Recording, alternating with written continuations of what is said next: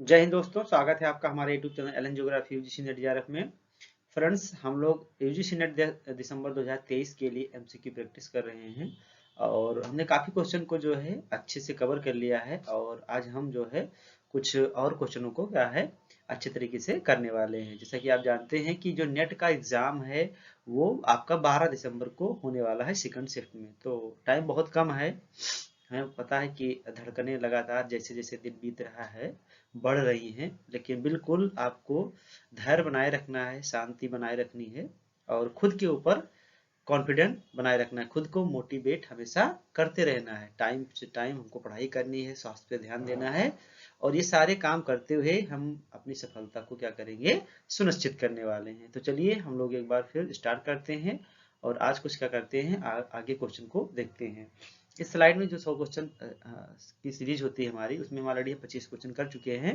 तो आज उसी के आगे हम लोग जो क्वेश्चन नंबर 26 है वहां से क्या करेंगे, आगे बढ़ते हैं। तो एक एक करके देखेंगे और आप लोग जो है रेडी रहिए एग्जाम के लिए, बिल्कुल एकदम से लगे रहिए, डटे रहिए और निश्चित ही सफलता आपको क्या है, जरूर मिलने वाली है। तो ये सारे क्वेश्चन हमने देख लिया था अच्छे से। मुझे उम्मीद है कि आप लोगों को ये अच्छा लगा होगा।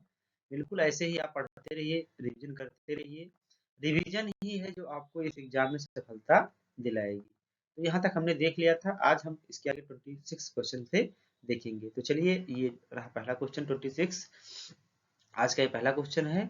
तो इसमें पूछा जा रहा है कि निम्नलिखित में से कौन सा कारक वार्षिक तापमान को क्या करता है, प्रभावित करता है। ऑप्शन है आपका अक्षांश यानी लैटिट्यूड, देशांतर लॉन्गिट्यूड, ऊंचाई, समुद्री जलधारा। यहाँ पर आपको कुछ कूट वाले ऑप्शन दिए गए हैं, तो आपको बताना है कि निम्नलिखित में से दिए गए कौन सा सही उत्तर चुनिए। आप क्वेश्चन को आपको पूरा पढ़ना है। होता क्या है कि एग्जाम में हम जल्दबाजी में क्वेश्चन ही नहीं पढ़ते हैं। हमने यहाँ तक देखा, ऑप्शन लगा के चल दी। हो सकता है यहाँ पूछ लिया गया हो कि नीचे दिए गए विकल्पों में कौन सा सही नहीं है। इसलिए आपको केयरफुली क्वेश्चन पढ़ना है। ये क्वेश्चन ना पढ़ना की जो हम आदत डालते हैं कि हमने क्वेश्चन इजी देखा, आगे मार के निकल चले। ये कौन सी पुस्तक जो है रेडजल की लिखी गई है, और लेकिन वहां पूछ लिया कि कौन सी पुस्तक निम्नलिखित से रिजल्ट की नहीं है, तो हमारा हाँ वाला यानी जो सही है उस पर ज्यादा दिमाग काम करता है, क्योंकि एल्गोरिदम ज्यादा उसी पे सेट होता है माइंड का। तो 4 से 5 क्वेश्चन आपके केवल इसी से गलत हो जाते हैं, इजी वाले, कि आपने केवल वहां पे नहीं ध्यान नहीं दिया। तो हमको क्वेश्चन को अच्छे से क्या करना है, टाइम देकर, एक एवरेज टाइम देकर अच्छे से उसको पढ़ना है और उसके बाद हमको उस पर टिक लगाना है। ऐसे ही टिक नहीं लगाना। तो यहाँ पे पूछा गया कि कौन सा ऑप्शन सही है, तो आपको बताना है कि टेम्परेचर का कौन कौन से फैक्टर प्रभावित करते हैं। तो पहला तो बिल्कुल सही है कि लैटिट्यूड, जब जैसे जैसे आप 0 डिग्री से 90 डिग्री की तरफ जाएंगे वैसे वैसे क्या होता है, एंगल ऑफ इंसिडेंस है, यानी जो सूर्य की किरणों और पृथ्वी के मध्य जो निर्मित कोण है वो कम होता जाता है और यहाँ पर जो है टेम्परेचर क्या होता है, वो घटता जाता है। ठीक है, तो ये टेम्परेचर को प्रभावित करता है।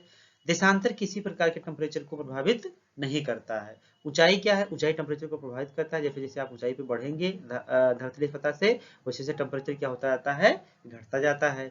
और समुद्री जलधारा भी टेम्परेचर को प्रभावित करती है, क्योंकि ये जो ट्रॉपिकल रीजन से जो हाई लेटीट्यूड की तरफ बढ़ती हैं, यानी जो गर्म जलधाराएं होती हैं, वो तो तापमान को क्या करती हैं कि 0 डिग्री यानी जो इक्वेटर वाला रीजन होता है वहां से हाई लेटीट्यूड यानी पोलर रीजन को ले जाती हैं, तो वहां का तापमान बढ़ा देती हैं। और पोलर रीजन से ठंडी जलधाराएं आती हैं आपके लोअर लेटीट्यूड की तरफ, तो वहां का तापमान, जहां पर ठंडी जलधाराएं चलती है वहां का तापमान घटा देती हैं। तो ये भी क्या है, सही है। तो 1, 2 एंड 4, ठीक है, इसमें क्या ऑप्शन हो जाएगा, सॉरी 1, 3 एंड 4, यानी सी इज द राइट आंसर। देशांतर जो है एक एवरेज टेम्परेचर नहीं बढ़ाती है, बल्कि किसी लोकल लेवल के टेम्परेचर को बढ़ाती है, इसलिए इसको हम इंक्लूड नहीं करेंगे। तो राइट आंसर क्या हो गया, 1, 3 एंड 4, यानी सी इज द राइट आंसर। अगला क्वेश्चन कह रहा है कि जेट स्ट्रीम से संबंधित सही कथन की पहचान कीजिए। यहाँ पर कुछ ऑप्शन दिए गए हैं, कुछ आपको स्टेटमेंट दिया गया है। अब पूछा जा रहा है कि जेट स्ट्रीम के बारे में कौन सा स्टेटमेंट सही है। पहला कह रहा है कि ये पौने आमतौर पर ऊपरी स्तर पछुआ पवनों का भाग होती है, यानी जो ऊपर चलने वाली जो पछुआ हवाएं होती हैं ऊंचाई पर, उसी का भाग होती हैं। दूसरा कह रहा है कि जेट स्ट्रीम के उत्पन्न होने का प्राथमिक कारण उत्तर दक्षिण ताप प्रवणता है, यानी नॉर्थ और साउथ जो हेमिस्फीयर है उसमें जो टेम्परेचर ग्रेडियंट है, टेम्परेचर डिफरेंस उत्पन्न होता है, तो उसका ये कारण कह रहा है। उष्णकटिबंधीय जेट स्ट्रीम भारतीय मानसून में एक महत्वपूर्ण भूमिका निभाता है। और अगला है कि ध्रुवीय वाताग जेट स्ट्रीम कोरियालिस बल द्वारा उत्पन्न होता है। तो आपको बताना है कि नीचे दिए गए विकल्प की सहायता से सही उत्तर आपको चुनना है यहाँ पे। ठीक है, तो पहला ऑप्शन कह रहा है कि ये पौने आमतौर पर ऊपरी स्तर पछुआ पौनों का भाग होती हैं। तो बात बिल्कुल सही है कि जो जेट स्ट्रीम होती हैं वो ऊपरी जो पछुआ पौने होती हैं उसी का एक पार्ट मानी जाती है। तो पहला ऑप्शन बिल्कुल आपका राइट है। दूसरा है कि जेट स्ट्रीम के उत्पन्न होने का प्राथमिक कारण उत्तर दक्षिण ताप प्रवणता यानी जेट स्ट्रीम उत्पन्न होने के अनेक कारण है, लेकिन जो सबसे मुख्य कारण है वो है जो ये आपका जो है नदर्न और सदर्न हेमिस्फीयर में टेम्परेचर का डिफरेंस आता है, ठीक है, उसी के कारण क्या होता है जेट स्ट्रीम उत्पन्न होते हैं। ये कारण, ये बहुत मेन कारण है कि टेम्परेचर डिफरेंस। तो ये भी बात आपका सही है। और उष्ण जेट स्ट्रीम भारतीय मानसून में से एक महत्वपूर्ण भूमिका निभाता है। हम लोग ऑलरेडी कई क्वेश्चन में कर चुके हैं कि जो है ग्रीष्म यानी समर सीजन में क्या होता है, तिब्बत में हीटिंग ज्यादा हो जाती है, तो यहाँ पर क्या होती है, हवाएं गर्म होकर ऊपर उठती हैं, यहाँ पर साइक्लोनिक कंडीशन बनती है, यहाँ पर एंटी साइक्लोनिक। और एंटी साइक्लोनिक में यहाँ पर दो प्रकार की जेट स्ट्रीम उत्पन्न होती है। एक चली जाती है इंडिया की तरफ, इसी को बोलते हैं ईस्टर्ली जेट स्ट्रीम, और एक चली जाती है नॉर्थ की तरफ, इसको बोलते हैं वेस्टर्ली जेट स्ट्रीम। और ये दोनों के दोनों कैसी होती हैं, ट्रॉपिकल रीजन में उत्पन्न होती है, इसलिए इसको हम ट्रॉपिकल जेट स्ट्रीम कहते हैं, जो कि भारतीय मानसून पे जो है अनुकूल प्रभाव डालता है। तो ये भी बात बिल्कुल सही है। अगला कह रहा है कि ध्रुवीय वातावक जेट स्ट्रीम कोरियालिस बल द्वारा उत्पन्न होता है। ये बात बिल्कुल गलत है, क्योंकि जो ध्रुवीय वातावक जेट स्ट्रीम है वो कोरियालिस बल के द्वारा नहीं बल्कि तापमान में डिफरेंस के कारण भी उत्पन्न होता है। कोरियालिस बल बस उसको मदद करता है, ना कि ये कोई एक मेजर फैक्टर है। तो ये ऑप्शन क्या हो जाएगा, गलत हो जाएगा। आपका ऑप्शन सही हो जाएगा सी 1, 2 एंड 3। नेक्स्ट कह रहा है कि निम्नलिखित में से किसमें सबसे कम एल्बिडो होने की संभावना होती है। एल्बिडो आप जानते हैं कि इनकमिंग सोलर रेडिएशन जो कि शॉर्ट फॉर्म में आता है और उसी फॉर्म में यानी बिना इसका कुछ इसमें चेंजिंग हुए वापस चला जाता है, तो जो वापस गया भाग होता है उसी को बोलते हैं एल्बिडो। तो ऑप्शन है दर्पण, मिरर हो गया, आर्कटिक में जो ताजा हिम है यानी स्नो है, नम मिट्टी हो गई, या घने बादल हो गए। तो आपको बताना है कि एल्बिडो सबसे कम किस में होगा। तो ऑब्वियस सी बात है, सबसे कम एल्बिडो किसका होता है, नम मिट्टी का, क्योंकि नम मिट्टी जो होती है गीली होती है और ये ज्यादा से ज्यादा जो है इंसोलेशन को एब्जॉर्ब कर लेती है, वापस नहीं जाने देती है। क्योंकि वापस वही जाने देगा तो क्या होगा, जिसका कलर सफेद होगा और स्मूथ ज्यादा होगा। तो आप पता है दर्पण भी स्मूथ होता है, स्नो भी स्मूथ होता है, और जो बादल घने होते हैं वो भी क्या होते हैं, काफी स्मूथ होते हैं। तो ये क्या करते हैं, ज्यादा से ज्यादा उसी फॉर्म में जो रेडिएशन होता है उसको वापस कर देते हैं। तो राइट आंसर क्या हो जाएगा, सबसे कम पूछा है तो नम मिट्टी हो जाएगा। यहाँ 4 ऑप्शन है, आपको जलधाराएं दी गई, आपको क्या करना है, मैच कराना है। चलिए इसको आराम से हम लोग देखते हैं। अब देखिए, अब इस क्वेश्चन को कितना भी आप रटे हैं तो इस क्वेश्चन को आप तभी कर पाए जब आपके मन में, आपके माइंड में वर्ड मैप आ रहा हो, ठीक है। तो पहला कह रहा है कि उत्तरी अमेरिका के पूर्वी तट के साथ बहने वाली गर्म महासागरीय धारा का क्या नाम है। उत्तरी अमेरिका के पूर्वी, तो जो नॉर्थ अमेरिका के पूर्वी तट है उस पर कौन सी जलधारा बहती है, कनारी जलधारा बहती है। ये कनारी कैसी है, ठंडी जलधारा है। दक्षिणी अमेरिका के पश्चिमी तट के साथ बहने वाली ठंडी महासागरीय धारा, तो दक्षिण अमेरिका के पश्चिमी तट पे कौन सी धारा बहती है, आपकी जो ऑप्शन में दिया गया है हम्बोल्ट या पीरू की जलधारा। मैक्सिको की खाड़ी से यूरोप के तट पे बहने वाली गर्म महासागरीय जलधारा का नाम क्या है, गल्फ स्ट्रीम। और ग्रीनलैंड के पूर्वी तट पे जो जलधारा बहती है उसका नाम क्या है, पूर्वी ग्रीनलैंड जलधारा। यानी राइट आंसर क्या हो जाएगा 3, उसके बाद 2, 1, 4, ठीक है, 3, 2, 1, 4, यानी B is the right answer. तो देखिए जलधारा से भी आपके एग्जाम में एक दो क्वेश्चन आने की प्रबल संभावना है। एक में तो उसके नेचर से पूछा जाएगा कि 4-5 जलधाराओं के नाम दे दिए जाएंगे, कौन सा जो है गर्म है या ठंडी है, और एक पूछा जाएगा आपका कि कौन सा जो है ये कहाँ पे चलती है। नेक्स्ट है कि तूफानी लहरों यानी स्टॉर्म सर्ज से अत्यधिक प्रभावित तटीय क्षेत्र कौन सा है। ऑप्शन है आंध्र तट, आंध्र प्रदेश का तट, पश्चिम बंगाल का तट, चेन्नई का तट या केरल का तट। तो आपको बताना है कि जो स्टॉर्म सर्ज होता है उससे ज्यादा कौन सा प्रभावित होता है, यानी जो टाइडल के समय जो ज्वार जितना भी स्थलीय भाग के आंतरिक भाग में आ जाता है उसी प्रोसेस को बोलते हैं स्टॉर्म सर्ज। तो इससे सबसे अधिक प्रभावित कौन होता है, इससे सबसे अधिक प्रभावित होता है आपका पश्चिम बंगाल का तट। नेक्स्ट कौन सा है, नेक्स्ट है कि एक महासागरीय धारा की गति लगभग कितनी होती है। जो, क्योंकि आपको पता है कि जो महासागरीय धाराएं चलती है किसके कारण चलती हैं, हवाओं के कारण चलती हैं। तो ये कह रहा है कि महासागरीय धारा की गति लगभग कितनी होती है। तो ये प्रबल हवा की गति का 2%, यानी जो हवा चल रही है उसके 2%, या उसके 6%, या उसके 4% बराबर, या उसके 8% के बराबर। तो आपको बताना है कि जो महासागरीय धाराएं चलती हैं तो उनके चलने का सबसे मेजर कारण होता है जो है आपका जो विंड्स होती हैं। तो कह रहे हैं विंड्स की स्पीड का कितना लगभग परसेंट जो है होती है महासागरीय धाराएं गति करती हैं। तो ये विंड की गति का कितना परसेंट करती हैं, 2% करती हैं, यानी प्रबल हवा की गति का 2% गति जो है महासागरीय धाराओं की गति इसी के बराबर होती है। जितनी हवा चलेगी उसका 2% के बराबर किसकी स्पीड होगी, आपकी जो है महासागरीय जलधारा की स्पीड होगी। तो राइट आंसर क्या हो जाएगा, ए इज द राइट आंसर। अगला है, इस समुद्र का मतलब होगा टाइम, ठीक है, हिंदी में इसको समुद्र बोलते हैं। तो किस टाइम पीरियड के दौरान समुद्र का जल हिमखंड से मुक्त था, यानी जो समुद्र थे वो जमे हुए नहीं थे, किसी प्रकार का आइस एज नहीं था। तो ये आदिकाल यानी जो बहुत ही सबसे प्राचीन है आर्क्योजोइक है, पुराजीवी काल यानी पैलियोजोइक, नवजीवी काल यानी नियोजोइक और मध्यजीवी काल यानी मेसोजोइक। तो आपको बताना है कि किस काल में जो महासागर थे वो बर्फ से मुक्त थे, हिमखंड से मुक्त थे। तो जब मेसोजोइक पीरियड था इसमें किसी भी प्रकार का जो है आइस एज नहीं आया था, और इस टाइम पीरियड के दौरान जितने भी समुद्र थे वो जो आइस होता था यानी हिमखंड होता था उससे मुक्त था। नेक्स्ट है कि समुद्री जल का निम्न से कौन सा तापमान प्रवाल भित्तियों के निर्माण के लिए क्या होता है, अनुकूल होता है। ऑप्शन है 20 डिग्री, 15 डिग्री, 10 डिग्री, 5 डिग्री। क्योंकि जो आपका समुद्री जल में जो पाई जाने वाली प्रवाल भित्तियां होती है, कोरल लीव्स होती हैं, उसके डेवलपमेंट के लिए कुछ कंडीशन होती हैं, जैसे टेम्परेचर कितना होना चाहिए। तो टेम्परेचर के लिए कितना होना चाहिए, 20 से 30 डिग्री होना चाहिए। सैलिनिटी कितना होना चाहिए, ठीक है, और ऐसे ही कुछ और कंडीशन होते हैं। तो जो इसका राइट आंसर हो जाएगा वो कितना हो जाएगा, 20 डिग्री, लगभग 20 डिग्री टेम्परेचर इनका होना चाहिए। अगला क्वेश्चन है, यहाँ पर असर्शन और रीजन दिया गया है, आपको देखना है कि कौन सा सही है कौन सा गलत है। तो पहला कह रहा है कि प्रशांत महासागर में कॉन्टिनेंटल शेल्फ यानी महाद्वीपीय मग्न तट जो होते हैं वो रहित हैं, यानी वहां नहीं पाए जाते हैं। जो आपका प्रशांत महासागर है, ठीक है, तो वहां पे कह रहा है कि कॉन्टिनेंटल शेल्फ नहीं पाए जाते हैं। कारण कह रहा है कि प्रशांत महासागर में टेक्टोनिक गतिविधियां नियमित घटनाएं हैं जो किनारों के निम्न स्खलन की ओर ले जाती हैं, यानी प्रशांत महासागर में टेक्टोनिक गतिविधि पाई जाती है, और इसी के कारण टेक्टोनिक गतिविधि के कारण जो प्लेटों के किनारे होते हैं वो ज्यादा से ज्यादा क्या हो जाते हैं, निम्न स्खलित हो जाते हैं, यानी खत्म हो जाते हैं, डिस्ट्रॉय हो जाते हैं, नष्ट हो जाते हैं। तो आपको बताना है कि कौन सा सही है कौन सा गलत है। तो पहला ऑप्शन बिल्कुल सही है कि जो प्रशांत महासागर के तट होते हैं वो क्या है, वहां पर कॉन्टिनेंटल शेल्फ नहीं पाए जाते हैं, क्योंकि कॉन्टिनेंटल शेल्फ वहां पाए, कॉन्टिनेंटल शेल्फ होता क्या है, ये तो महाद्वीप है, कोई कॉन्टिनेंट है और ये समुद्र है, ठीक है।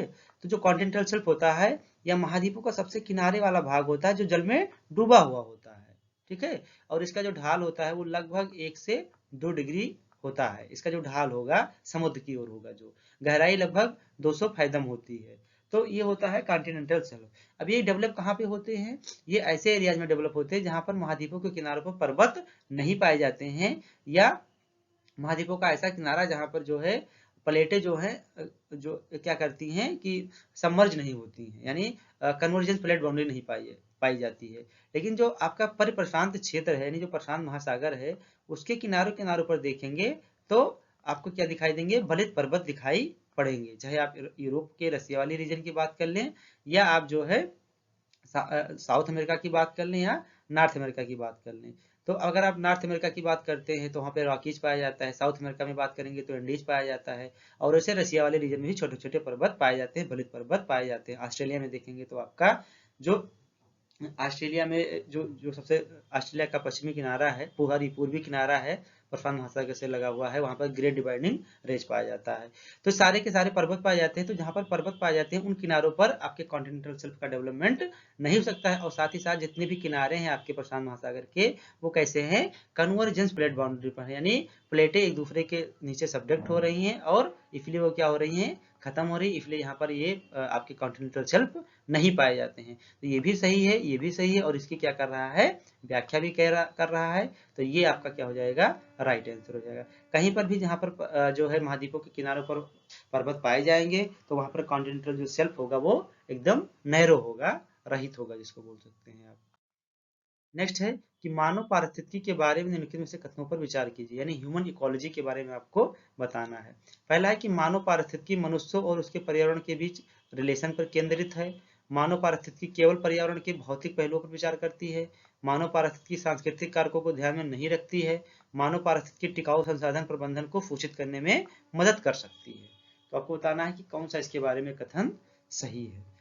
तो अब जैसे यहाँ पर देखेंगे तो ये थोड़ा सा आपको जो हाइपर स्टेटमेंट, जैसे मैंने आपको बताया कई बार कि क्वेश्चन करना के लिए आपको कुछ स्मार्टनेस की जरूरत होती है। आपके अंदर जब तक स्मार्टनेस नहीं आएगी तब तक आप क्वेश्चन को अच्छे से हैंडल नहीं कर सकते। जितने भी हाइपर स्टेटमेंट होते हैं, ओनली, बट, इफ, न, तो ये सारे के सारे हमेशा क्या होते हैं, 99% चांस है कि ये गलत होंगे। तो दूसरे ऑप्शन में देखिए यहाँ पर लिखा केवल, जिसे केवल दिखा तो इसका मतलब ये क्या है, रॉन्ग है, लगभग रॉन्ग होता है 99% केस में, तो ये तो आपका गलत हो जाएगा। यहाँ पर कह रहा है कि मानव पारिस्थितिकी सांस्कृतिक कारकों को ध्यान में नहीं रखती है, ये बात गलत है, मानव पारिस्थितिकी ध्यान में रखती है। ये कह रहा है कि मानव पारिस्थितिकी टिकाऊ संसाधन प्रबंधन को सूचित करने में मदद कर सकता है, हाँ ये कुछ काम कर सकता है। लेकिन जो आपका पहला सा ऑप्शन है कि मानव पारिस्थितिकी मनुष्यों और उसके पर्यावरण के बीच रिलेशन पर केंद्रित है, ये बात 100% क्या है, सही है। यहाँ पर किसी प्रकार का कुड कैन नहीं लगा हुआ कि हो सकता है या सकती है, वैसे ये भी कुछ ना कुछ हद तक सही है, इसलिए जो राइट आंसर हो जाएगा वो आपका क्या हो जाएगा, ए इज द राइट आंसर। अगला है कि पारिस्थितिक तंत्र के बारे में, यानी जो इकोसिस्टम है उसके बारे में निम्नलिखित में से जो कौन सा कथन पर आपको क्या करना है, विचार करना है, उसके बाद बताना है कि कौन सा कथन क्या है, राइट है। पहला कह रहा है कि पारिस्थितिक तंत्र जैविक और अजैविक घटकों से बने होते हैं। ऊर्जा एक तरफा यानी यूनिडायरेक्शनल में पारिस्थितिक तंत्र के माध्यम से बहती है। पारिस्थितिक तंत्र के केवल प्राकृतिक वातावरण में मौजूद होता है और पारिस्थितिक तंत्र हमेशा संतुलन की स्थिति में रहता है। तो यहाँ तो आपको ये केवल दिख गया, तो इसका मतलब ये क्या है, गलत है। ये तो बात बिल्कुल सही है। यहाँ पर लिखा है हमेशा, ये भी थोड़ा सा हाइपर स्टेटमेंट है, तो ये भी क्या है, गलत है। क्योंकि पारिस्थितिक तंत्र हमेशा संतुलन में कैसे रह सकता है, मानव लगातार हस्तक्षेप कर रहा है और कोई भी पारिस्थितिक तंत्र संतुलन में है ही नहीं, होने की तो बात ही छोड़ दिया जाए। और केवल ये कह रहा है प्राकृतिक वातावरण मौजूद होता है, ये भी बात गलत है, क्योंकि प्राकृतिक के साथ साथ सांस्कृतिक वातावरण भी क्या होता है, मौजूद होता है। ये बात बिल्कुल सही है कि पारिस्थितिक तंत्र यानी जो इकोसिस्टम होता है उसकी रचना कैसे होती है, कुछ इसमें बायोटिक कंपोनेंट होते हैं और कुछ एबायोटिक होते हैं। और जो ऊर्जा का प्रवाह होता है कैसा होता है, यूनिडायरेक्शनल होता है, क्योंकि ऊर्जा एक बार जो उत्पन्न होती है तो वो एक ही दिशा में चलती है और लास्ट में जो है किसमें जो आपका वातावरण होती है उसी में विलीन हो जाती है, पुनः सूर्य के पास नहीं पहुंचती है। लेकिन जो पोषक तत्व होते हैं पेड़ पौधों से स्टार्ट होते हैं और अंत में क्षय होकर कहाँ पे पहुंच जाते हैं, पेड़ पौधों के पास ही पहुंच जाते हैं। तो इसका राइट आंसर क्या हो जाएगा, राइट आंसर हो जाएगा ए एंड बी। नेक्स्ट, यानी ए ऑप्शन आपका राइट है। नेक्स्ट है कि शुष्क वातावरण के अनुकूल पौधे क्या कहलाते हैं, यानी जो ड्राई कंडीशन में पौधे उगते हैं उनका क्या नाम है, हाइड्रोफाइट्स, हाइग्रोफाइट्स, जीरोफाइट, माइक्रोफाइट्स। तो आपको बताना है कि जो ड्राई कंडीशन में उगते हैं उनको हम क्या बोलते हैं। तो हाइड्रोफाइट्स पता है आपको कैसे होते हैं, जो जल में उगते हैं। हाइग्रोफाइट्स जो होते हैं आप कमेंट करके बताइए कि हाइग्रोफाइट्स कैसे होते हैं। जो शुष्क वातावरण में उगते हैं उनको क्या बोला जाता है, जीरोफाइट्स। क्या बोला जाता है, जीरोफाइट। तो राइट आंसर क्या हो जाएगा, C is the right answer. Next है कि निम्नलिखित में से कौन सा पारिस्थितिक तंत्र का सबसे महत्वपूर्ण तत्व है, यानी जो आपका इकोसिस्टम है, एजे टांसलर ने 1935 में इकोसिस्टम शब्द का प्रयोग किया। तो ये कह रहा है कि इकोसिस्टम में जो एलिमेंट तमाम होते हैं तो इसमें सबसे इंपॉर्टेंट क्या होता है, क्या खाद्य श्रृंखला इंपॉर्टेंट होती है, यानी जो फूड चेन होता है, खाद्य जाल फूड वेब, ऊर्जा प्रवाह यानी एनर्जी फ्लो, या पारिस्थितिक अनुक्रमण यानी इकोलॉजिकल सक्सेशन या बायोटिक सक्सेशन। तो आपको बताना है सॉरी, आपको बताना है कि जो आपका इकोसिस्टम होता है उसका सबसे महत्वपूर्ण एलिमेंट क्या है। तो उसका सबसे महत्वपूर्ण एलिमेंट क्या होता है, वो होता है आपका ऊर्जा प्रवाह यानी एनर्जी फ्लो। एनर्जी फ्लो ही सबसे महत्वपूर्ण है, एनर्जी फ्लो ही पूरे के पूरे पारिस्थितिक तंत्र को संचालित करने में मदद करता है। ठीक है, इसलिए इसका राइट आंसर क्या हो जाएगा, C is the right answer. यहाँ पर दो सूची दिया गया है, आपको क्या करना है, मिलान करना है। ठीक है, कुछ जो नेचर दिए गए हैं और कुछ उनके नाम दिए गए हैं। पहला है सर्वाहारी यानी ओमनीओरस। तो ओमनीओरस किसे कहते हैं, जो पौधों एवं जानवरों दोनों का उपभोग करते हैं। और दूसरा है शाकाहारी। शाकाहारी कौन होते हैं, जो केवल हरे पौधे का उपभोक्ता होते हैं। मांसाहारी कौन होते हैं, जो जानवरों का उपभोक्ता होते हैं। और डेट्रीओरस कौन से होते हैं, जो बचे हुए कार्बनिक पदार्थों को क्या करते हैं, डिकम्पोज करके और विशेष प्रकार के रसायन उस पर छिड़कते हैं और जिससे कोई भी जो मृत पदार्थ होता है वो डिकम्पोज हो जाता है और उसी से अपनी क्या करते हैं, एनर्जी प्राप्त करते हैं। तो इसका राइट आंसर क्या हो जाएगा, 1, 2, 3 एंड 4।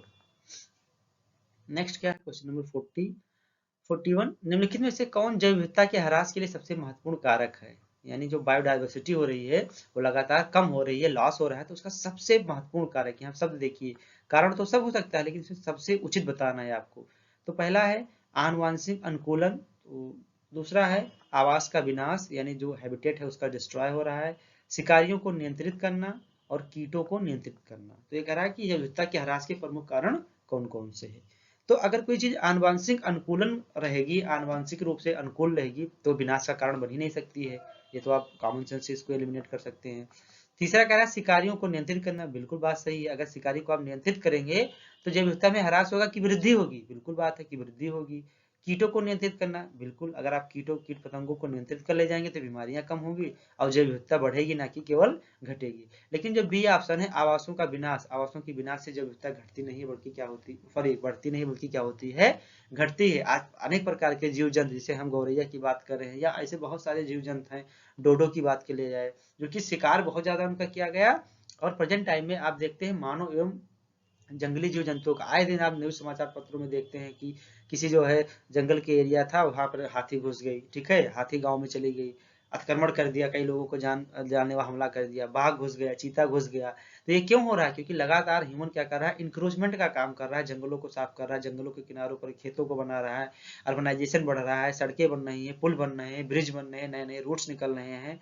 तो ये सारे कारणों से क्या हो रहा है कि जो हैबिटेट हो रहा है काफी वो संकुचित हो रहा है, सिकुड़ रहा है, जिसके कारण जैव विविधता जो हो रही है वो क्या हो रही है, कम हो रही है। तो राइट आंसर क्या हो जाएगा? B is the right answer. अगला है कि किसी क्षेत्र की बस्तियों के दिए गए वितरण के आधार की व्याख्या करने के लिए निम्नलिखित में से कौन सा कूट सही है। यानी कहीं पर बस्ती है तो उसको आप कैसे डिफाइन करेंगे, उसका जो वितरण है, ठीक है, कम है ज्यादा है, कैसे डिफाइन करेंगे? तो उसके लिए किसका प्रयोग करेंगे? घनत्व का, डेंसिटी का प्रयोग करेंगे, स्पेस का, दूरी का प्रयोग करेंगे, छायांकन का प्रयोग करेंगे, शैडो मेथड लगाएंगे, या उनका आकार देखेंगे।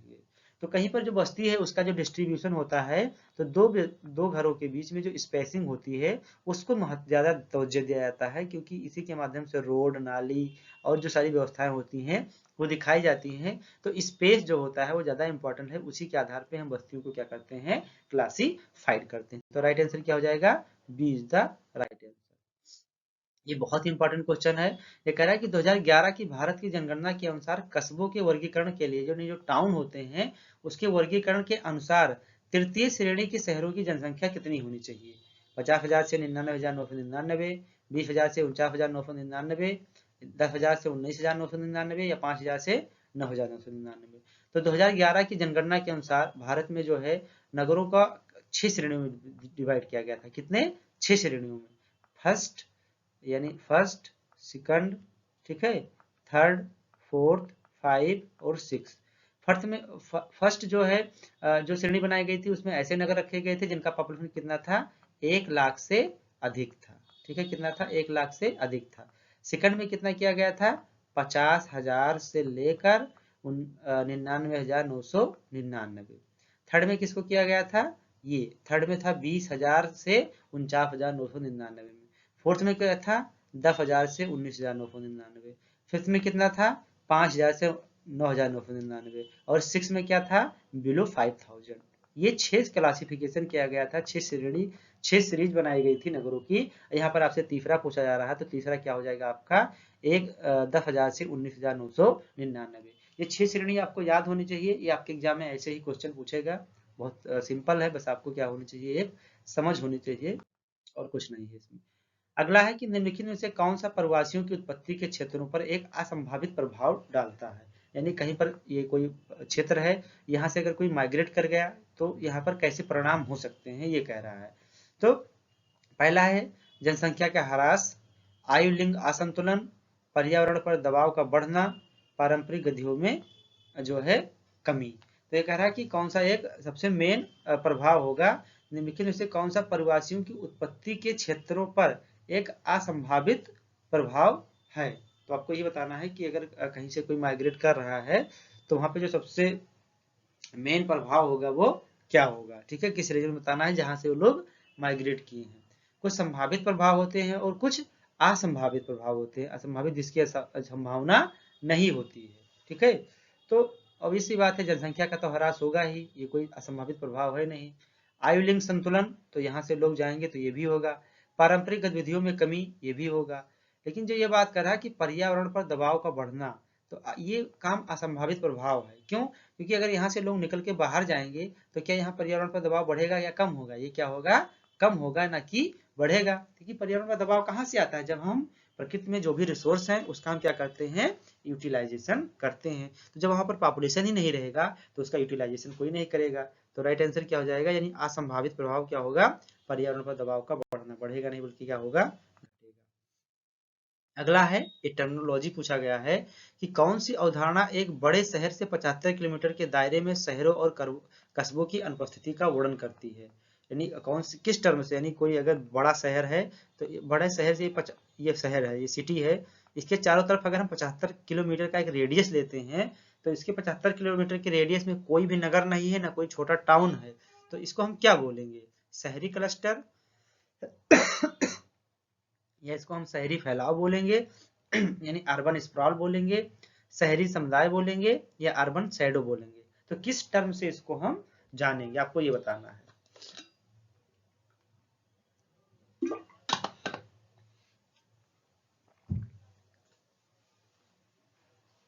तो अगर कोई नगर है, प्रमुख नगर है, उसके 75 किलोमीटर दायरे में कोई भी छोटा नगर या सिटी नहीं है तो उसको बोलते हैं अर्बन शैडो, यानी शहरी छाया। बहुत इंपॉर्टेंट है, बहुत बार ये क्वेश्चन आपके एग्जाम में पूछा गया है, तो इसको आपको अच्छे से ध्यान में रखना है। अगला है कि सेमांग जनजाति का प्राकृतिक आवास निम्नलिखित में से कौन सा है। स्टेपी है, सवाना है, भूमध्यरेखीय है, टुंड्रा है। तो अगर आप ये जानते होंगे कि सेमांग जनजाति कहाँ पाई जाती है तो इसको आसानी से कर पाएंगे, वरना यहाँ पर आप क्या हो जाएंगे, डिफीट हो जाएंगे। तो सेमांग जनजाति कहाँ पाई जाती है, सेमांग जनजाति पाई जाती है मलेशिया में, सबसे ज्यादा पाई जाती है। अब मलेशिया का जो अगर लोकेशन देखेंगे तो किस रीजन में आता है, वो आता है आपके इक्वेटोरियल रीजन में, यानी भूमध्यरेखीय क्षेत्र में। तो सेमांग सबसे ज्यादा कहाँ पाई जाती है, भूमध्यरेखीय क्षेत्र में पाई जाती है। अगला है कि essay on the principle of population नामक पुस्तक किसने लिखी है। माल्थस का है, थॉमसन का है, सैडलर का है, या डोनाल्ड यूगे का है। जो आपको बताना है कि essay on the principle of population जो पुस्तक है वो किसके द्वारा लिखी गई है। तो essay on the principle of population किसके द्वारा लिखी गई पुस्तक है, ये पुस्तक है आपके माल्थस के द्वारा लिखी गई है। ठीक है, माल्थस ने पहला यही पुस्तक लिखा था और उसी में उन्होंने जो है बताया था कि जो जनसंख्या है वो अंकगणितीय विधि यानी जो है अर्थमेटिक विधि से बढ़ रही है, लेकिन जो आपका खाद्यान्न है वो अंकगणितीय विधि से बढ़ रहा है, लेकिन जो जनसंख्या है वो ज्योमेट्रिकल जो है विधि से बढ़ रही है, और इसलिए दोनों में क्या आ जाएगा, एक दिन गैप आ जाएगा और लोगों को विभिन्न तरह तरह की क्या होगी, प्रॉब्लम उत्पन्न होगी। अगला है कि एडवर्ड उलमैन के स्थानिक अंतःक्रिया मॉडल, स्थानिक अंतःक्रिया मतलब स्पेशियल इंटरेक्शन मॉडल जो है उसके बारे में निम्नलिखित में से कौन सा कथन सही है। ऑप्शन है कि उलमैन का मॉडल मानता है कि सभी व्यक्तियों की सभी स्थानों तक समान पहुंच है। उलमैन का मॉडल हस्तक्षेप के अवसरों के प्रभाव को ध्यान में रखता है। उलमैन का मॉडल मानता है कि व्यक्ति हमेशा अपने सबसे करीबी स्थान चुनते हैं। उलमैन का मॉडल केवल शहरी क्षेत्रों पर लागू होता है। ठीक है, तो इसमें बताना है कि कौन सा कथन सही है। तो उलमैन ने बताया था कि उलमैन का मॉडल हस्तक्षेप के अवसरों के प्रभाव को ध्यान में रखता है, यानी उलमैन ने बताया था कि कोई भी नगर से कोई जो मैक्सिमम डिस्टेंस ट्रेवल करता है अगर किसी सामान को परचेस करने के लिए, तो वो चाहता है कि सबसे कम जगहों पर और सबसे किफायती दर पे उसको मिल जाए। तो ये कहते हैं कि अगर यहाँ पर उसको सामान मिल रहा है, लेकिन अगर यहाँ पर उसको सामान थोड़ा सा सस्ता मिलेगा तो यहाँ पे वो अगर पहले जाता था तो अब वो यहाँ नहीं जाकर बल्कि कहाँ जाएगा, यहाँ पे जाएगा। यानी जो उसको मध्यवर्ती बीच रास्ते में क्या मिल जाते हैं, अवसर मिल जाते हैं लाभ के, तो वो क्या करता है कि वहां के बजाय यहाँ पे जाना स्टार्ट कर देता है। तो इसीलिए इनका मॉडल जो है वो हस्तक्षेप के अवसरों को के प्रभाव को क्या करता है, ध्यान में रखता है। तो ऑप्शन इसका क्या राइट हो जाएगा, B option is the right option. अगला है कि वह सिद्धांत जो बाजार क्षेत्र के आकार और बनावट की व्याख्या करता है जिसके भीतर सबसे बड़ा राजस्व होता है। ठीक है, यानी ये कोई ऐसा सिद्धांत है जिसमें बताया गया है कि जो है सबसे ज्यादा राजस्व आपको कहाँ मिलेगा, वो डिपेंड करता है आपका बाजार क्षेत्र का आकार और उसकी बनावट कैसी है। ऑप्शन है लास का सिद्धांत, वेबर का सिद्धांत, वान थीनन का सिद्धांत, फेटर का सिद्धांत। ये सारे क्या हैं, इंडस्ट्री और एग्रीकल्चर के जो मॉडल हैं, जिसमें ऐसा कौन सा मॉडल है जो ये ध्यान रखता है कि जो बाजार का आकार है और जो बनावट है वो डिफाइड करता है कि आपको कितना बड़ा राजस्व मिलेगा। तो ये किसके सिद्धांत में बात की गई है, ये बात की गई है लॉस के सिद्धांत में। लॉस का जो है औद्योगिक मॉडल जब आप पढ़ेंगे तो उसमें आपको अच्छे से पता चलेगा। अगला है कि संसाधनों का संरक्षण शब्द किसने प्रतिपादित किया। ऑप्शन है गिफोर्ड पिंचोट, हेरोल्ड रोज, पी हैगेट या जिम्मर मैन। तो आपको बताना है कि संसाधनों का जो संरक्षण है वो शब्द किसने दिया था। तो इस शब्द का प्रतिपादन किसके द्वारा किया गया है? इस शब्द का एक महान ज्योग्राफर थे जिनका नाम था गिफोर्ड पिंचोट। इन्होंने ही संसाधनों के संरक्षण शब्द का प्रयोग किया था, जिसमें बताया गया था कि संसाधनों का हमें मैक्सिमम जो है सॉरी ऑप्टिमम यूटिलाइजेशन करना चाहिए, अनुकूलतम उपयोग करना चाहिए, ताकि हमें ज्यादा वेस्टिंग ना हो हमारा जो है संसाधन, और वो संसाधन भविष्य के लिए भी क्या रहे, सुरक्षित रहे। नेक्स्ट यहाँ पर दो क्या है, कथन कारण दिए गए हैं और आपको बताना है कि कौन सा सही है या गलत है, व्याख्या कर रहा है या नहीं कर रहा है। तो पहला ऑप्शन है कि एल्युमिनियम संयंत्र यानी जो एल्युमिनियम प्लांट लगाए जाते हैं वही स्थित होते हैं जहां कच्चा माल आसानी से उपलब्ध होता है। कारण कह रहा है, अब यहाँ पर पहले इसको पढ़ते हैं कि यह वजन घटाने वाला उद्योग है। अब क्या करें, इसको आपने दोनों अच्छे से पढ़ लिया। अब आप फिर से पढ़िए कि देखिए हम आपको बता रहे हैं कि जो है असर्शन रीजन का कैसे क्वेश्चन किया जाता है। अब आप पहले दोनों को फिर से पढ़िए, देखिए कौन सा सही है। तो पहला देखते हैं कि एल्युमिनियम संयंत्र वहीं स्थित होते हैं जहां कच्चा माल आसानी से उपलब्ध होता है। तो ये बात क्या है, बिल्कुल सही है कि एल्युमिनियम इंडस्ट्री वहीं पर लगाई जाती है जहां पर रॉ मटेरियल पाया जाता है। दूसरा है कि एल्युमिनियम उद्योग जो होता है यह वजन घटाने वाला उद्योग है। ये भी बात सही है, क्योंकि आप जो है 100 किलो एल्युमिनियम लेंगे, कोयला लेंगे, तमाम चीजें लेंगे, तो आपको जो फाइनल मटेरियल मिलेगा वो कहीं 10 से 20 केजी मिलेगा। तो ये क्या है, वजन घटाने वाला उद्योग है कि नहीं है? तो ये तो कंफर्म हो गया कि ये और दोनों क्या है, सही है, कोई गलत नहीं है। अब देखिए कि क्या इसकी व्याख्या कर रहा है कि नहीं कर रहा है। इसके लिए क्या करना है, पहले आपको क्वेश्चन पढ़ना है, फिर क्योंकि यानी इससे क्वेश्चन करना है। तो देखिए क्वेश्चन करते हैं, अगर वो हाँ सेटिस्फाई कर रहा है तो व्याख्या करेगा, नहीं तो नहीं करेगा। तो चलिए स्टार्ट करते हैं कि एल्युमिनियम संयंत्र वही स्थित होते हैं जहां कच्चा माल आसानी से उपलब्ध होता है। अब इससे प्रश्न पूछिए क्यों ऐसा होता है? क्योंकि ये क्या होता है, वजन घटाने वाला उद्योग है। क्यों? क्योंकि ये एल्युमिनियम लगाया गया फैक्ट्री यहाँ पर, यहीं पर रॉ मटेरियल मिलता है, तो रॉ मटेरियल के लिए ट्रांसपोर्टेशन कास्ट इसको ज्यादा नहीं देना पड़ेगा, क्योंकि ये जो है 100 केजी रॉ मटेरियल यहाँ से अपने संयंत्र पे लाएगा, उसके बाद जब ये फाइनल प्रोडक्ट निकालेगा तो इसको 20 केजी ही मिलेगा। तो अगर ये दूर लगा देगा तो यहाँ से इसको रॉ मटेरियल ढोने में क्या होगी, ज्यादा ट्रांसपोर्टेशन कास्ट लगेगा, क्योंकि ट्रांसपोर्टेशन कास्ट किस पे डिपेंड करता है, भार पे और डिस्टेंस पे डिपेंड करता है। ठीक है, तो इसीलिए असर्शन भी सही है और ये रीजन भी सही है, और दोनों को एक दूसरे को अच्छे से एक्सप्लेन भी कर रहा है। नेक्स्ट यहाँ पर कुछ आपके जो है मिनरल्स दिए गए हैं, कुछ कंट्री दिए गए हैं। ये है आपका एस्बेस्टस, ये थोड़ा सा मिस्टेक हो गया लिखने में, और ये है आपका अभ्रक, लिग्नाइट, कॉपर, चिली, चीन, भारत, रूस। तो एस्बेस्टस सबसे ज्यादा कहाँ है, पहले हम अभ्रक को देखते हैं। अभ्रक सबसे ज्यादा कहाँ पर है, इंडिया में है। लिग्नाइट सबसे ज्यादा कहाँ पाया जाता है, ये आपका चीन में। कॉपर कहाँ सबसे ज्यादा पाया जाता है, चिली में। ठीक है, और जाम्बिया एक कंट्री है।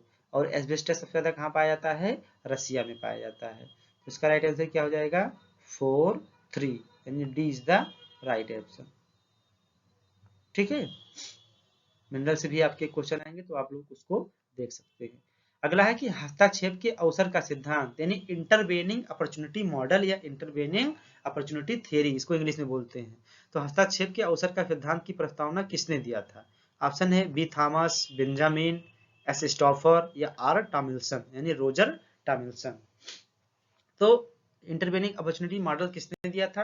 तो इंटरवेनिंग अपॉर्चुनिटी मॉडल का कंसेप्ट जो दिया गया था वो दिया गया था आपके स्टॉफर के द्वारा। किसके द्वारा? स्टॉफर के द्वारा। तो राइट आंसर क्या हो जाएगा, C is the right answer. अगला है कि कागज उद्योग की अवस्थिति निम्नलिखित में से किस एक कारक से अत्यधिक प्रभावित होती है? यानी जो पेपर इंडस्ट्री लगी होती है तो उसके लिए बहुत सारे फैक्टर होंगे, तो कह रहा है कि कौन सा ऐसा फैक्टर है जो सबसे अधिक ज्यादा उसको प्रभावित करता है। ऑप्शन है कच्चे माल की उपलब्धता और निकटता, बाजार की निकटता, पूंजी की उपलब्धता और परिवहन की कनेक्टिविटी। तो जितने भी अगर आप लोग वेबर हमने पढ़ा है बहुत अच्छे से, उसमें आप जाके प्लेलिस्ट में देख सकते हैं जो इंडस्ट्रियल वाला टॉपिक है। जितने भी आप मॉडल पढ़े होंगे तो किसी भी इंडस्ट्री को लगाने के लिए जो जितने भी जो है जो बेट लूजिंग इंडस्ट्री होती है, यानी जिसमें जैसे मान लीजिए हम 100 किलो कच्चा माल ले रहे हैं लेकिन जो फिनिश प्रोडक्ट हमको मिल रहा है वो 10 केजी में मिल रहा है। जैसे मान लीजिए शुगर हो गया, यानी जो है कहीं पर अगर लगा है चीनी मिलें लगी हैं, तो चीनी मिलों में हम 100 केजी गन्ना की जब पेराई करते हैं, क्रश करते हैं, तो जिससे चीनी मिलती है 10 किलो या 8 किलो मिलता है। तो क्या हो गया, हमने रॉ मटेरियल लिया 100 किलो और फाइनल प्रोडक्ट मिला 5 किलो, 8 किलो या 10 किलो। तो वेट जो लूज हुआ कि नहीं हुआ। तो जितने भी वेट लूजिंग मटेरियल वाले जो इंडस्ट्री होंगी वो कहाँ पे लगेंगे, वो लगेंगे आपके जो है रॉ मटेरियल के पास लगेंगे, ताकि आपको ज्यादा दूरी क्या करनी पड़े, ना ढोनी पड़े रॉ मटेरियल को। तो कागज उद्योग भी यही है कि आप बहुत सारा जो है लकड़ी लेंगे और उसकी प्रोसेसिंग करेंगे, तब आपको बहुत थोड़ी मात्रा में कागज मिलता है। तो ये भी क्या है, वेट लूजिंग मटेरियल है, इंडस्ट्री है। तो इसके लिए भी क्या है कि आपको कागज इंडस्ट्री सबसे ज्यादा किसको प्रभावित करती है, कच्चे माल की उपलब्धता और निकटता। नहीं, जब रॉ मटेरियल होगा सबसे ध्यान निकट पाया जाएगा, वहीं पर आपकी कागज की इंडस्ट्री लगेगी। हालांकि ये सभी फैक्टर कार्य करते हैं, लेकिन सबसे मेन जो फैक्टर होता है वो आपका रॉ मटेरियल होता है। अगला है कि ट्रक फार्मिंग किससे संबंधित है, सब्जियों से, दूध से, अनाज से, मुर्गी पालन से। तो obvious सी बात है, बहुत सिंपल सा है कि जो ट्रक फार्मिंग होती है वो सब्जियों से होती है। इसका कंसेप्ट जो है यूएसए में शुरू हुआ था, जहाँ पर जो है नगर के किनारे जो खाली जमीन होती है उस पर जो है सब्जी की खेती की जाती है। और सुबह सुबह, क्योंकि सब्जी इसको जो है बड़े बड़े जो है हाई टेक्नोलॉजी यानी फ्रीजिंग वाले जो वाहन होते हैं जिसमें फ्रिज लगे होते हैं, उसमें भरकर मार्केट में सप्लाई किया जाता है। जैसे दूध हो गया, सब्जी हो गया, और जो जितने भी पेरिसेबल मटेरियल होते हैं, जल्दी खराब वाले मटेरियल होते हैं। तो राइट आंसर क्या है, सब्जी। अगला है कि उच्च स्तरीय प्रबंधकीय यानी मैनेजमेंट करने का काम और कार्यकारी प्रशासनिक यानी जो सीईओ होते हैं, चीफ एग्जीक्यूटिव ऑफिसर होते हैं, वो किस श्रेणी में आते हैं। वो प्राइमरी एक्टिविटी करने वाले श्रेणी में आते हैं, सेकेंडरी एक्टिविटी, टर्सरी एक्टिविटी या क्वार्टरली एक्टिविटी। हम लोग जानते हैं जैसे एग्रीकल्चर हो गया तो प्राइमरी एक्टिविटी है, माइनिंग हो गया सेकेंडरी एक्टिविटी है, ट्रेड हो गया ये टर्सरी एक्टिविटी है। लेकिन जो हाई लेवल की सेवाएं हैं, जैसे आपका रिसर्च हो गया, सीईओ हो गए किसी भी कंपनी के, या जो हाई लेवल की मैनेजमेंट का काम देखते हैं, ये सारे काम किस गतिविधि के अंतर्गत आते हैं, क्वार्टरली एक्टिविटी के आते हैं, चतुर्थ गतिविधियों के अंतर्गत आते हैं। इसलिए इसका राइट आंसर क्या हो जाएगा, D is the right answer. अगला क्वेश्चन है कि यूएसए में मार्केट रेंज के लिए जाना जाता है, सॉरी मार्केट इसको हिंदी में लिख दिया, इसको वैसे पढ़ेंगे मार्क्वेट। क्या पढ़ेंगे, मार्क्वेट पढ़ेंगे। तो यहाँ पर एक मार्क्वेट श्रेणी है, रेंज है पूरा का पूरा, ठीक है। तो ये मार्क्वेट जो रेंज है पूरा का पूरा किसके लिए जाना जाता है, यूरेनियम के लिए, तांबे के लिए, सोने के लिए, या गोल्ड के लिए, या आपका लोहा के लिए। तो यूएसए में जो मार्क्वेट रेंज है, श्रेणी है, पूरी की पूरी किसके लिए जानी जाती है, आयरन ओर के लिए जानी जाती है, लौह अयस्क के लिए जानी जाती है। यहाँ पर बहुत ज्यादा मात्रा में लौह अयस्क पाया जाता है, ठीक है। नेक्स्ट अगला है कि विश्व के सबसे महत्वपूर्ण तेल क्षेत्रों में से एक किरकुक, किरकुक कहाँ का तेल क्षेत्र है। ऑप्शन है ईरान, इराक, कुवैत, रूस। तो आपको बताना है कि किरकुक जो है कहाँ का जो है तेल क्षेत्र है, ऐसा तो कौन सी कंट्री का है। तो किरकुक कहाँ का है, इराक का है। किरकुक कहाँ का है, इराक का है। ईरान का क्या है, ईरान का जैसे मस्जिद सुलेमान है, और उसके बाद में देखा जाए तो एक है वहाँ का लाली है। वैसे कुवैत के कुछ क्षेत्र हैं, रूस के हैं, तो सऊदी अरब के हैं, घाबर है, कातिफ है, ये सब सऊदी अरब के हैं। तो ये सारी चीजें आपको पता होनी चाहिए कि कौन सा तेल क्षेत्र कहाँ का है। आपको ऐसे वन लाइनर में या मैच द फॉलोइंग में आपसे क्वेश्चन पूछा जा सकता है। यही सारे क्वेश्चन आपके एग्जाम में पूछे जाएंगे। अगला है कि निम्नलिखित में से कौन सा देश उद्योगों के लिए आवश्यक ऊर्जा के रूप में कोयले का उपयोग नहीं करता है, यानी नाट का चश्मा लगाइए कि एनर्जी तो बनाता है लेकिन वो कोल का उपयोग नहीं करता है। ऑप्शन है पोलैंड और स्विट्जरलैंड, स्विट्जरलैंड और हॉलैंड, स्वीडन और इटली, या इनमें से कोई नहीं। तो आपको बताना है कि कौन सा कंट्री एनर्जी के लिए बेसिकली कोल का प्रयोग ना करते हुए किसका प्रयोग करता है, किसी अन्य साधन का प्रयोग करता है। तो इसका राइट आंसर क्या है, इसका राइट आंसर है सी, यानी स्वीडन और इटली। स्वीडन और इटली एनर्जी के लिए कोल का प्रयोग नहीं करते हैं, बल्कि वो हाइड्रो इलेक्ट्रिसिटी का प्रयोग करते हैं एनर्जी के लिए बनाने के लिए। और दूसरा प्रयोग करते हैं न्यूक्लियर पावर प्लांट। क्या प्रयोग करते हैं, न्यूक्लियर पावर प्लांट। तो इसका राइट आंसर क्या हो जाएगा, C is the right answer. अगला यहाँ पर गुन्नार मेडल का जो संचयी कारण सिद्धांत है, क्यूमुलेटिव काजिव थ्योरी है, जो संचयी कारण प्रभाव सिद्धांत है, उसके बारे में कह रहा है कौन सा कथन, विचार कीजिए, बताइए कि कौन सा कथन सही है। तो चलिए एक एक पढ़ते हैं। पहला क्या है कि मेडल के सिद्धांत से पता चलता है कि आर्थिक विकास क्षेत्रीय असमानताओं को जन्म दे सकता है। दूसरा है कि मेडल का सिद्धांत मानता है कि आर्थिक विकास हमेशा आत्मनिर्भर होता है। तीसरा है कि मेडल का सिद्धांत क्षेत्रीय विकास पर ऐतिहासिक कारकों के प्रभाव को ध्यान में रखता है। और चौथा है कि मेडल का सिद्धांत क्षेत्रीय विकास में बाहरी अभिनेताओं की भूमिका पर विचार नहीं करता है। तो जो क्यूमुलेटिव काजिव थ्योरी था, इसमें इन्होंने दो शब्द का प्रयोग किया था, स्प्रेड इफेक्ट और बैकवाश इफेक्ट, जिसमें इन्होंने बताया था कि जो विकासशील कंट्री होती है वहां पर स्प्रेड इफेक्ट जो होता है बहुत ही क्या होता है, स्ट्रांग होता है कि जो है, और जो बैकवाश इफेक्ट होता है वो क्या होता है, कमजोर होता है। नहीं, बिल्कुल बात गलत है। उन्होंने कहा था कि दो तरह के इफेक्ट उत्पन्न होते हैं, एक होता है स्प्रेड इफेक्ट और एक होता है बैकवाश इफेक्ट। तो इन्हीं दो इफेक्ट के कारण क्या होता है कि जो विकासशील कंट्री है, विकसित कंट्री है, विकासशील कंट्री अपने इसी इफेक्ट के कारण जो है विकसित है, विकासशील अवस्था में है, और विकसित कंट्री विकसित अवस्था में है।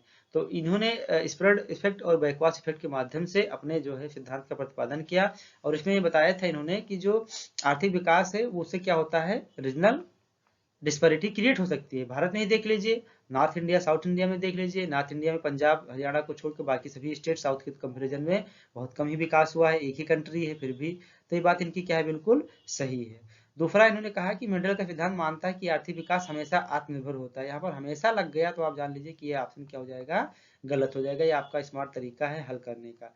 अगला है कि मेंडल का सिद्धांत क्षेत्रीय विकास पर ऐतिहासिक कारकों के प्रभाव को ध्यान में रखता है। ये बिल्कुल मानता है कि आपकी हिस्ट्री क्या रही है वो भी आपके जो है विकास में मदद करती है। अगला है कि मेंडल का सिद्धांत क्षेत्रीय विकास में बाहरी अभिनेताओं की भूमिका पर विचार नहीं करता है। बिल्कुल करता है, इसलिए ये ऑप्शन भी गलत है।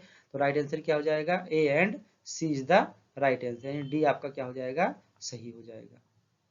नेक्स्ट क्या है, नेक्स्ट है अल्बर्ट ओ हर्समैन के असंतुलित विकास के सिद्धांत के बारे में, यानी जो इनका ओ हर्समैन का अनबैलेंस ग्रोथ थियरी है, जिसमें इन्होंने दो शब्दों का बहुत ही प्रयोग किया और उसी पूरे दो शब्दों पर इनकी थियरी है। एग्जाम में क्वेश्चन भी पूछा गया शब्दों पर, एक है आपका जो है पोलराइजेशन इफेक्ट और एक है आपका trickle down effect. Polarisation effect क्या होता है कि जितनी भी अच्छी चीजें होती हैं वो विकासशील कंट्री से विकसित कंट्री की ओर बहुत तेजी के साथ जाती हैं, लेकिन जितनी भी अच्छी चीजें होती हैं वो, इसी को उन्होंने पोलराइजेशन इफेक्ट कहा था। और जितनी अच्छी चीजें होती हैं वो आपके जो है विकसित कंट्री से विकासशील की तरफ नहीं आ पाती है। इसको उन्होंने कहा था ट्रिकल डाउन, यानी रिसाव सिद्धांत, यानी रिस रिस के आती है, बहुत कम आती है। तो कह रहा है कि जो इनका सिद्धांत है अनबैलेंस ग्रोथ, उसके बारे में क्या सही है। पहला है, हिर्समैन के सिद्धांत से पता चलता है कि क्षेत्रीय विकास के एक ही उद्योग या क्षेत्र के विकास के माध्यम से हो सकता है। ठीक है। अगला है, हिर्समैन का सिद्धांत ये मानता है कि आर्थिक विकास हमेशा क्षेत्रों में संतुलित होता है। हिर्समैन का सिद्धांत क्षेत्रीय विकास में बाहरी कारकों के प्रभाव को ध्यान में नहीं रखता है, और हिर्समैन का सिद्धांत क्षेत्रीय असमानता से संबंधित नहीं करता है। तो आपको बताना कि कौन सा कथन क्या है, सही है। तो अब यहाँ पर लग गया एक समय कि हमेशा, ऑलवेज, तो ये बात बिल्कुल गलत हो गई, ऑलवेज वाली पॉइंट। यहाँ पर क्या कह रहा है कि हिर्समैन का सिद्धांत बाहरी कारकों पर ध्यान नहीं देता है, बिल्कुल देता है, इसलिए भी बात गलत है। और यहाँ पे क्या कह रहा है कि यहाँ पे भी कह रहा है कि क्षेत्रीय असमानता संबोधित नहीं करता है, तो ये करता है, ये भी बात गलत है। ये जो ऑप्शन है आपका कि हिर्समैन के सिद्धांत से पता चलता है कि क्षेत्रीय विकास एक उद्योग या क्षेत्र के विकास के माध्यम से हो सकता है, ये बात उन्होंने क्या कहा था, बिल्कुल सही कहा था। नेक्स्ट, अगला है कि निम्नलिखित में से कौन सा मोनोकल्चर का पालन नहीं करता है। ऑप्शन है डेयरी फार्मिंग, मिश्रित कृषि, मिक्स एग्रीकल्चर, वृक्षारोपण कृषि, वाणिज्यिक अनाज की खेती। तो बहुत कॉमन क्वेश्चन है, बहुत ही इजी है। इसका ऑप्शन आंसर हम आप लोगों को नहीं बताएंगे, इसका आंसर आप लोगों को कमेंट करके बताना है कि जो मोनोकल्चर है उसका कौन सा जो है ऐसा खेती है जो पालन इसका नहीं करता है, यानी कहाँ पर मोनोकल्चर नहीं होगा। ऑप्शन आपके सामने चारों दिए गए हैं, तो इसका ऑप्शन आप लोग कमेंट करके बताइए, वहीं पर इसका ऑप्शन उत्तर आपको दिया जाएगा। अगला है कि निम्नलिखित में से किस प्रकार की कृषि को स्लैश एंड बर्न एग्रीकल्चर के नाम से जानते हैं, यानी स्लैश एंड बर्न को हिंदी में बोलते हैं कर्तन एवं दहन, यानी काट कर जला देना। ऑप्शन है व्यापक निर्वाह कृषि, आदिम कृषि, व्यापक वाणिज्यिक अनाज की खेती, या मिश्रित खेती। तो इसमें किस एग्रीकल्चर को स्लैश एंड बर्न के नाम से भी जाना जाता है। तो इसका राइट आंसर क्या हो जाएगा, इसका राइट आंसर हो जाएगा आदिम निर्वाह कृषि। ये किसके द्वारा की जाती है, जनजातियों के द्वारा की जाती है, जिसमें जंगलों को काट देते हैं, उसको जलाते हैं सूखने पर, और वहां की मिट्टी में थोड़ा सा राख से उर्वरता बढ़ जाती है, खेती करते हैं, 3-4 साल बाद खेती करके आगे बढ़ जाते हैं, आगे जंगलों को काटते हैं, जो कि हमारे इकोसिस्टम, इकोलॉजी और आपके पूरे के पूरे इन्वायरमेंट के लिए काफी हानिकारक है। इसलिए इनको अच्छे तरीके से समझाया जाता है, इनको योजनाएं, सरकारी योजनाओं से जोड़ा जा रहा है लगातार। और अभी भी देखेंगे कि बहुत सारे एरिया में आदिम निर्वाह कृषि, जिसको अलग अलग क्षेत्रों में अलग अलग नाम से जानते हैं। भारत में इसको किस नाम से जानते हैं, झूम कृषि के नाम से जानते हैं। नेक्स्ट यहाँ पर कुछ स्टेटमेंट दिए गए हैं और आपको बताना है कि कौन सा स्टेटमेंट सही है। पहला है कि स्पाइकमैन ने यूरेशिया में यूराल के किसी भी पक्ष को आंतरिक या सीमांत वर्धमान में सीमांकित करने के लिए मैकेंडर की आलोचना की। स्पाइकमैन ने 1944 में अपनी कृति शांति का भूगोल यानी ज्योग्राफी ऑफ पीस में रिमलैंड का कंसेप्ट दिया। रिमलैंड भूमि और समुद्र के जंक्शन पर स्थित है। और आपको बताना कि कौन सा कथन राइट है।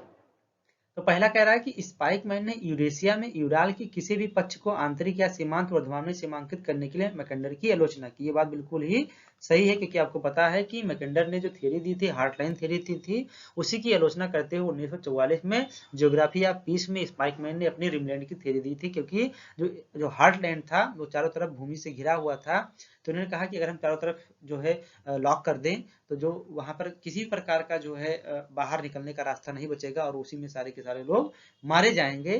तब क्योंकि जब ये सिद्धांत दिया गया था तब उतना जो है एयरोप्लेन का डेवलपमेंट, मिसाइल का डेवलपमेंट नहीं हुआ था। तो पहली बात क्या है, सही है। दूसरा भी बात सही है कि इन्होंने अपना सिद्धांत किसमें दिया, जो 1944 में जियोग्राफी ऑफ पीस नामक किताब में रिमलैंड का कंसेप्ट दिया। और रिमलैंड क्या है, ये स्थल और समुद्र पर अवस्थित जो जंक्शन है उसी एरिया को उन्होंने रिमलैंड बताया था। आपको याद होगा तो ये जो आपका पूरा का पूरा अरब कंट्री का क्षेत्र है, ठीक है, भारत को उन्होंने शामिल किया और ऐसे चाइना, साउथ चाइना को होते हैं पूरे कंट्री को, जो आपके ट्रांजिशन जोन पे थे स्थल और उसके जल के, उसी को उन्होंने रिमलैंड बोला था। तो तीनों ऑप्शन यहाँ पर क्या है, सही है, D is the right answer.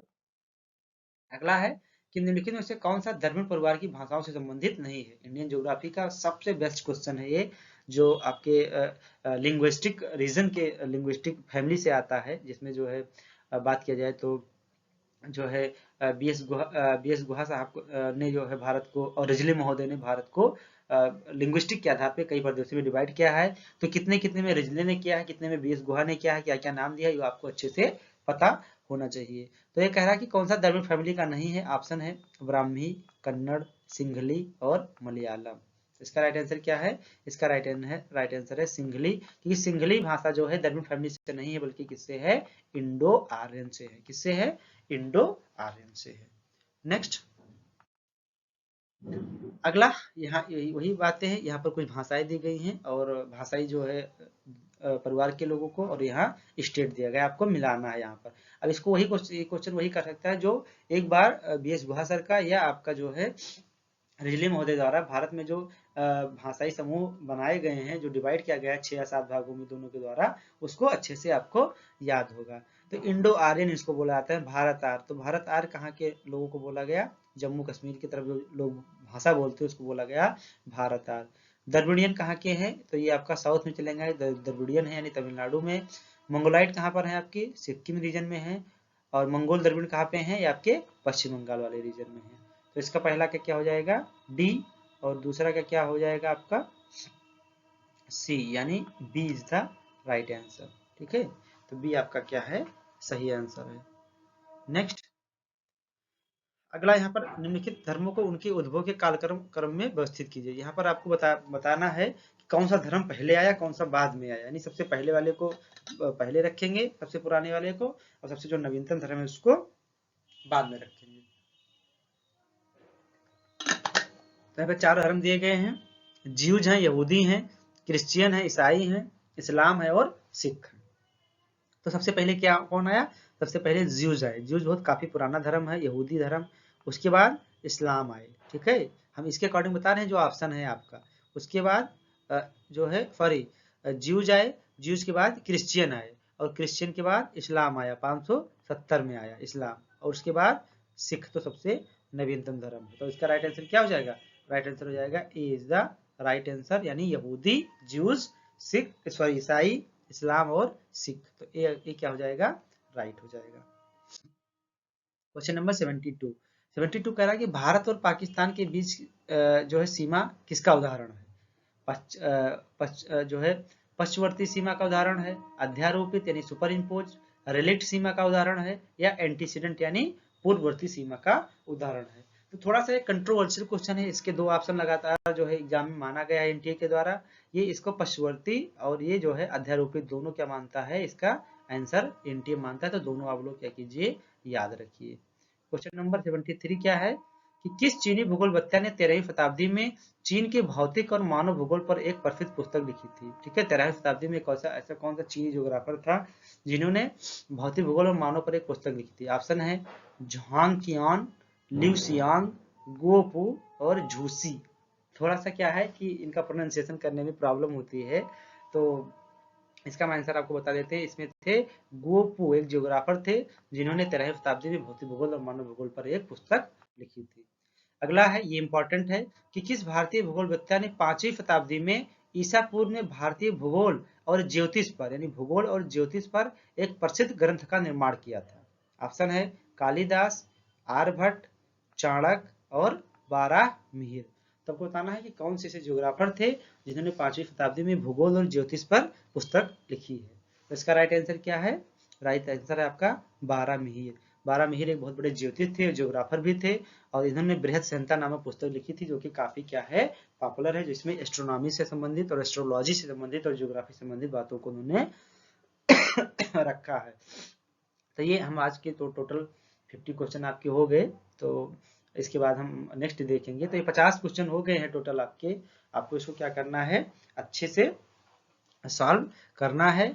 और सॉल्व करते समय एक फायदा आपको ये मिलने वाला है कि ये जो आप 100 क्वेश्चन करते हैं तो जो 10 यूनिट है आपका, उस 10 यूनिट में आप घूम जाते हैं। आपको एक बार हम क्या करा देते हैं, जियोमॉर्फोलॉजी से स्टार्ट करके, जियोमॉर्फोलॉजी हो गया, क्लाइमेटोलॉजी हो गया, ओशनोग्राफी हो गया, एनवायरमेंटल ज्योग्राफी हो गया, सेटलमेंट हो गया, कल्चरल हो गया, इंडिया हो गया, प्रैक्टिकल हो गया, सभी क्वेश्चनों को ध्यान में रख के बनाया गया है। तो आप एक बार पूरे जियोग्राफी का अच्छे से क्या कर लेते हैं, भ्रमण कर लेते हैं, घूम लेते हैं, तो आपके दिमाग में सारे के सारे 10 यूनिट क्या होते रहते हैं, रिवाइज होते रहते हैं। यही आपका क्या होता है, फायदा होता है किसका, आपके जो है एमसीक्यू प्रैक्टिस सॉल्व करने का, एमसीक्यू सेशन को लगाने का। ठीक है, तो मिलते हैं हम लोग अपने एक नए सेशन के साथ, कुछ और इम्पोर्टेंट क्वेश्चन के साथ, जो आपका 100 क्वेश्चन का ये जो पूरा का पूरा पैकेज था, एक तरह देखा जाए तो इसको हम हमेशा 2 भागों में बांट के करते हैं 50-50 का, लेकिन कुछ कारणों की वजह से इसको हम 3 भाग में देखेंगे। 25 क्वेश्चन ऑलरेडी हम देख चुके हैं और 50 क्वेश्चन इसको आज हम देख रहे हैं। तो मिलते हैं एक नए खूबसूरत सेशन के साथ। All the best.